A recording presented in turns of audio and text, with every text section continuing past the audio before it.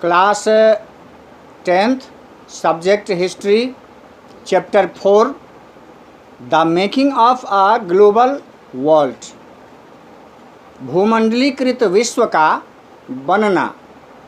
Dear students, today I will teach you about the making of a global world, भूमंडलीकृत विश्व का बनना। इसके बारे में आज मैं आपको इस वीडियो के माध्यम से बता रहा हूँ। So there are some important points for you. First, silk route link the world. So open your book and listen to me carefully. अपनी किताब को निकालिए और टू द पॉइंट मेरी बातों को आप ध्यान से सुनिए। First question related from this chapter for you, that what is globalisation. Global world जब आप पढ़ते हैं तो एक शब्द आता है ग्लोबलाइजेशन। ग्लोबलाइजेशन का मतलब क्या होता है? भूमंडलीकरण। हिंदी में शाब्दिक अर्थ होता है उसका भूमंडलीकरण। और जब इसका डिफिनीशन या विस्तार से जब आप पढ़ेंगे तो हिंदी में बताया जाता है कि किसी भी देश की अर्थव्यवस्था या सेवाएं जब अपने देश से दूसरे देश के संपर्क में आता है, उसके साथ जुड़ जाता है, तब उसको हम भूमंडलीकरण कहते हैं। अर्थात भूमंडल पर, पृथ्वी पर जितने भी देश हैं वे सब के सब अर्थव्यवस्था के क्षेत्र में, सेवा के क्षेत्र में, यात्रा के क्षेत्र में, एक्सपोर्ट इम्पोर्ट है ना, एक्सपोर्ट एंड इम्पोर्ट, आयात निर्यात आदि वस्तुओं के क्षेत्र में सभी एक दूसरे से जुड़ जाते हैं। That is called globalisation. उसको हम भूमंडलीकरण कहते हैं। According to the definition of the globalization, it is a process by which businesses or other organizations develop international influences or start operating on an international scale। अंतर्राष्ट्रीय स्तर पर में यह प्रक्रिया, चाहे वह आर्थिक हो, सेवा संबंधी हो या वस्तुओं के एक्सपोर्ट इंपोर्ट की बात हो, वह जुड़ जाता है। जैसे फॉर एग्जाम्पल आप एक चीज़ ले लीजिए कि हमारे देश में पढ़ने वाले बहुत सारे व्यक्ति, छात्र रोजगार प्राप्त करने के उद्देश्य से विदेशों में चले जाते हैं, दूसरे दूर दराज के क्षेत्रों में, देशों में जाकर नौकरी करते हैं, या पर्यटन के क्षेत्र में भी लोग घूमने के लिए भी एक देश से दूसरे देश जाते हैं, आते हैं। बहुत सारी बिजनेस, व्यापार आदि होता है। ये सारा चीज़ जो है वह ग्लोबलाइजेशन में, भूमंडलीकरण के अंतर्गत इसमें जुड़ा हुआ होता है। This is globalisation. इसी को हम भूमंडलीकरण कहते हैं। इसके बाद फर्स्ट पॉइंट आपका है इसमें the making of a global world से related silk route link the world. Silk route जो है वह पूरे विश्व को एक अलग क्षेत्र से, मार्ग से जो है सो जोड़ दिया था। इसको हिंदी में कहा जाता है रेशम मार्ग, है ना। और इस रेशम मार्ग में यह सिल्क रूट जो है वह क्या था, इसके बारे में आपको समझना है और देखना है। What is Silk Route? China's silk trade with different countries was a commercial incident which globalized the medieval trade। मध्यकालीन व्यापारिक समय में चीन से बड़े पैमाने पर सिल्क अर्थात रेशम का व्यापार होता था, और वह भी समुद्री रास्ते से, शॉर्टकट रास्ता होता था समुद्र का, है ना। और इससे एशिया, अफ्रीका आदि बहुत सारे देश जो है सो जुड़ गए थे और नए नए देशों की खोज की गई थी। एशिया और इंडिया आदि भी उसमें था। सिल्क रूट इसमें good example of vibrant pre modern trade and culture linked.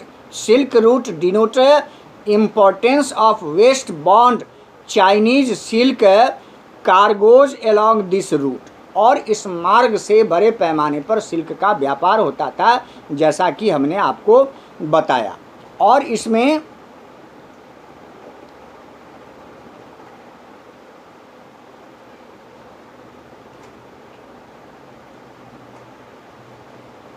और चीज़ जो महत्वपूर्ण है वह मैं आपको बता रहा हूँ। सिल्क रूट में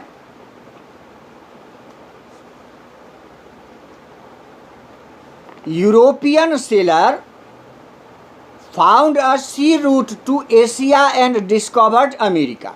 यूरोपीय समुद्री नाविक जब व्यापार के उद्देश्य से समुद्री रास्ते से एक देश से दूसरे देश आने जाने लगे तो उन्होंने इस क्रम में एशिया और अमेरिका की खोज की थी और इसी क्रम में भूले भटके हुए भारत भी चले आए थे। इसके अंतर्गत goods, people, customs and knowledge were the few things due to which Indian subcontinent was connected to each other and famous for in trading। Goods माने वस्तुएं, व्यक्तियों का आना जाना, रीति रिवाज, धर्म, प्रथा और ज्ञान, सेवाएं, ये सब के सब बहुत सारी ऐसी वस्तुएं थी जो इस क्रम में एक देश से दूसरे देश आना जाना जो है वह शुरू हो गया, आना जाना शुरू हो गया और यही जो है सो भूमंडलीकृत विश्व का जो है इसी तरह से निर्माण हुआ। इस क्रम में a transformation followed after the discovery of America due to its abundant lands, minerals and vast land. इसी क्रम में अमेरिका की जब खोज की गई तो वहाँ भी पहले बड़ी संख्या में, बड़ी मात्रा में अमेरिका जैसे देशों में विस्तृत भूभाग की खोज की गई जहाँ खेती योग्य जमीन था और बहुत सारे खनिज पदार्थ वहाँ थे, है ना, और विस्तृत भूभाग था जहाँ खेती की जाती थी। In Peru and Mexico precious metals were found. Peru और मेक्सिको जैसे देश में कीमती धातुओं की खोज की गई थी, specially silver which helped European in financing its trade. विशेष रूप से यूरोपीय व्यापारियों के लिए जो चांदी जैसे धातु की खोज की गई थी वह उसके व्यापार में बड़ा मूल्यवान था, क्योंकि पहले के ज़माने में समय में प्री मेडिवल हिस्टोरिकल पीरियड्स, उसमें क्या होता था कि मध्यकाल से पहले ये व्यापारी जब दूसरे देश में आते जाते थे तो वस्तुओं की खरीद बिक्री के क्रम में वे पैसे नहीं देते थे, पहले कौड़ी चलता था। कौड़ी के बदले उसके बाद जो है वह चांदी के सिक्कों का प्रयोग किया जाने लगा और चांदी जैसे धातुओं को, है ना, वस्तुओं की खरीद बिक्री में इस्तेमाल किया जाता था। इसके बाद Portuguese and Spain conquest and colonisations of America followed and the weapon used by them was smallpox. और इस क्रम में पुर्तगालियों ने जब अमेरिका में अपने उपनिवेश स्थापित किए थे, है ना, तो उसने एक विशेष रूप से हथियार के रूप में, जैसे आप आज जो है सो विश्व स्तर पर में बड़ा हाय तौबा कोरोना को लेकर के मचा हुआ है, उसी तरह से पुर्तगालियों के शासनकाल में जब वो उपनिवेश अमेरिका में स्थापित किए थे तो उन्होंने एक भयानक हथियार के रूप में जो है स्मॉल पॉक्स, जिसको चिकन पॉक्स कहते हैं, वह ऐसे बीमारियों का उपयोग किया था, है ना। This is the communicable disease also chicken pox या काउ पॉक्स। प्लेग वगैरह के बारे में भी अगले चैप्टर में विजय बीमारी और व्यापार के बारे में नेक्स्ट पॉइंट जो इसमें है वो आप इसमें पढ़िएगा। तो स्मॉल पॉक्स यह सब जो है सो पुर्तगालियों की देन थी और प्लेग या बहुत सारे ऐसे जो सो महामारी जन्य बीमारियां थी जो आज चाइना जो है सो उसके मूल स्रोत में आता है। आज मैं बोल्डली आप लोगों को कह रहा हूं कि यह चाइना का भी जो है सो बहुत पुराना इतिहास रहा है, जो आप किताब खोल करके देखिएगा। हैजा और प्लेग, डायरिया जैसी और तपेदिक, है ना, बबोनिक प्लेग जो है सो आप इस चैप्टर में पढ़ेंगे, वह भी चाइना की ही देन है। जो हनोई, जिसको हैमलिन शहर कहा जाता था, इससे रिलेटेड एक कहानी है बैग पाइपर्स, आगे मैं आपको बताऊंगा। उसका पुराना इतिहास रहा है जो वहीं से फैला था, हनोई जैसे शहर से, है ना। तो विजय बीमारी व्यापार अगले पॉइंट में इसको आप पढ़ेंगे। ये टोटल चीज़ जो है सो इसमें है। और सिल्क रूट में भी हमने आपको बताया कि इसकी खोज जो है वह यूरोपीय व्यापारियों ने किया था और इस छोटे से शॉर्ट समुद्री रास्ते से जो है बड़े पैमाने पर चाइना से सिल्क का व्यापार दूसरे देशों में किया जाता था। तो ये सिल्क रूट हो गया। Second points for you from this chapter related food travels, भोजन की यात्रा। आज आप अपने खाने में पिज्ज़ा, बर्गर, मैगी, नूडल्स, ये सारा चीज़ जो पास्ता है ना, ये सब जो खाते हैं, इसका भी पुराना इतिहास रहा है कि ये हमारा भारतीय व्यंजन और खाद्य पदार्थ नहीं था, विदेशों से यह हमारे देश में आया था। We have already studied the development of culture and religion through trade activities. और इस क्रम में दूसरे देशों में एक कंदमूल टाइप का आता था, स्पैघेटी, है ना, उससे आटा तैयार किया जाता था, कंदमूल टाइप का था, लोग खाते थे, है ना। आज हमारे यहाँ जो है सो उसका प्रारूप बदल गया, तरह तरह से नए खाद्य पदार्थों की खेती की जाने लगी, और इस तरीके से बहुत सारे पिज्ज़ा, बर्गर आदि जो है सो विदेशों से, चाउमीन, खास करके चाइनीज़ व्यंजन है, चाउ का मतलब होता है चावल, भात, मीन माने मछली, चाउमीन, उसको अलग तरीके से तैयार किया जाता है, लेकिन यहाँ उसका एक अलग फॉर्म जो है सो तैयार कर दिया गया। ये सब विदेशी व्यंजन हमारे देश में आ गए, और पहनावे और संस्कृति भी, कोट पैंट, सूट टाई, ये सब जो है सो विदेशों से हमारे यहाँ आया, है ना। हेलो, हाउ आर यू, और बहुत सारी बातें जो है सो अंग्रेजी भाषाएं, है ना, फ्रांसीसी भाषाएं, ये बहुत सारा भाषाओं का भी आदान प्रदान विश्व स्तर पर में हो गया। तो बहुत सारी चीज़ें जो है सो भूमंडलीकृत विश्व के अंतर्गत यह सब फैल गया। तो फूड ट्रेवल्स के अंतर्गत आप इसमें देखिए कि food offered long distance cultural exchange, सांस्कृतिक परिवर्तन को भी यह अंजाम दिया। पहले हमारे यहाँ हिंदुस्तान में लोग पालथी मार करके स्वच्छ साफ जगह पर में नीचे भूमि पर बैठकर, पीढ़ा पर बैठ करके खाते पीते थे। आज डाइनिंग टेबल का उपयोग हम करते हैं, और फॉर्क और कांटेदार चम्मच, पता नहीं हाथ को क्या हो गया है, हैं? बहुत सारी व्यवस्थाओं में यह जो है सो परिवर्तन हो गया है। ये फूड ट्रेवल्स के अंतर्गत भोजन की यात्रा आता है। Noodles from China travel to west to become spaghetti, अभी अभी हमने आपको बताया, नूडल्स चाइना से आया, स्पैघेटी पहले होता था, आलू जैसे कंद पदार्थ होते थे। पोटैटो, सोया, मेज, मेज मीन्स मक्का, मक्का जो मोटी अनाज के तौर पर में आज आता है। आप यह जान लीजिए कि आज यह सबसे ज़्यादा कॉस्टली चीज़ है ना, और विदेशों में इसका अलग जो है से इस्तेमाल हुआ है। प्रचार में भी आप देखते हैं पॉपकॉर्न, है ना, मक्के का जो है सो लावा जो होता है, हमारे यहाँ खाते हैं। आप मुंबई बीच पर चले जाइए, बहुत सारे क्षेत्र में, या मैं जब पहाड़ी यात्रा पर जाता हूँ तो किनारे में जो है सो भुट्टा, जिसको बाल कहते हैं, पका करके, है ना, देहाती भाषा में ओरहा कहा जाता है, उसको लोग जो है सो खाते हैं, है ना। बड़ा कीमती जो है सो वह बिकता है, और एज ए फोडर और कुक्कुट फीड, मुर्गी दाना, मछली दाना के रूप में वो तैयार किया जाता है ना। कुछ उससे दवाएं बनाई जाती हैं, है ना, चारे के रूप में उपयोग होता है। ये सब, ये मेज के बारे में हमने आपको डिटेल्स बताया। और यह है कि groundnut, chillies sauce, tomato sauce, ये सब क्या है, एक नया रूपांतरण है ना, खाद्य पदार्थों का। Wrist Asia through America via Europe, है ना, एशिया में यह अमेरिका और भाया यूरोप से होकर के जो है सो एशियाई देशों में आया और भारत में पहुंचा। हमारे यहाँ इन चीज़ों की कमी थी। और आध्यात्मिक रूप से मैं आपको बता दूं कि रामायण के सीरियल में आपने देखा होगा कि हमारे हनुमान जी जब लंका पर में गए थे वहाँ सीता की खोज में, तो अशोक वाटिका में बहुत सारे कंदमूल और फल फूलों को देखा था। तो उनको लगा कि अरे, हमारे देश में इन फल फूल और खाद्य पदार्थों की कमी है, इसलिए हम खाते हैं और खा करके इनको जो है सो अपने देश में भेजेंगे।